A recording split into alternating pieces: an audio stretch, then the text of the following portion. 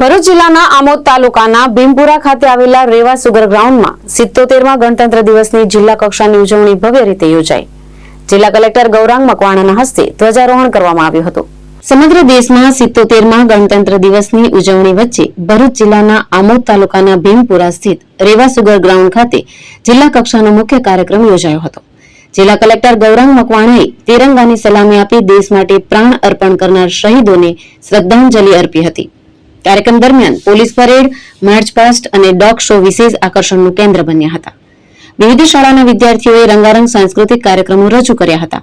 જિલ્લા કલેક્ટર દ્વારા વિવિધ ક્ષેત્રે સિદ્ધિ મેળવનાર પ્રતિભાઓનું સન્માન પણ કરવામાં આવ્યું હતું. આ સાથે આમોદ તાલુકાના વિકાસ માટે ₹25 લાખનો ચેક પ્રાંત અધિકારીને એનાયત કરવામાં આવ્યો હતો. સમગ્ર દેશમાં 77માં પ્રજાસત્તાક પર્વ એવા 26મી જાન્યુઆરીની આનંદ અને ઉલ્લાસભેર ઉજવણી કરવામાં આવી રહી છે.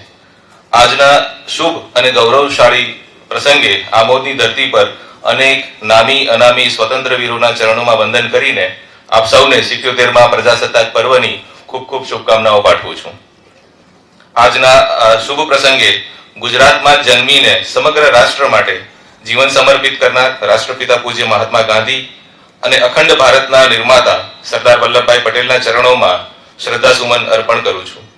રાષ્ટ્રના શહીદ વીર સપૂતોને પણ આજના પ્રસંગે સાદર પ્રણામ સાથે વંદન કરું છું.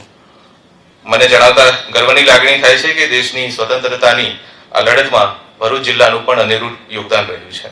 ત્યારે વૈશ્વિક સ્થિતિ સામે હવે આપણે પણ આત્મનિર્ભર ભારતને પ્રોત્સાહન આપવા, વોકલ ફોર લોકલ અભિયાનને સાર્થક બનાવવા તેમજ હર ઘર સ્વદેશી, ઘર ઘર સ્વદેશી ને પ્રોત્સાહન આપી અને એ ચળવળમાં ભાગ લઈ અને સંકલ્પબદ્ધ થવાની જરૂર છે.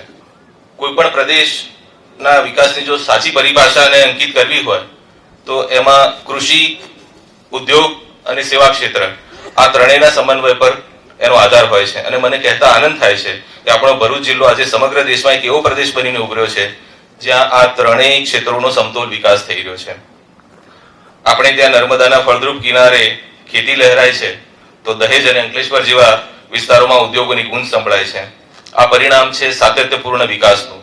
આ પરિણામ છે જનશક્તિના સાક્ષાત્કારનું. કેતન મહેતા, દ્રષ્ટિકોણ ન્યૂઝ, ભરૂચ.